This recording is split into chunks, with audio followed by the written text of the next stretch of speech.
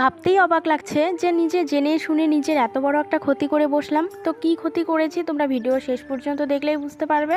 So hello everyone, কেমন আছো তোমরা সবাই? আই হোপ তোমরা সবাই খুব ভালো আছো, আমিও খুব ভালো আছি। তো আমি মিষ্টি চলে আসলাম নতুন একটা ব্লগ ভিডিও নিয়ে।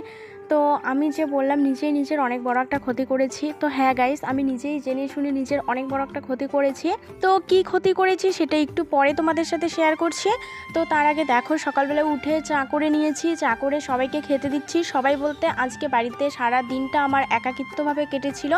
বাড়িতে শুধু আমরা তিনজন মাত্র মানুষ, তিনজন বলতে ভাই, আমি, দাদু।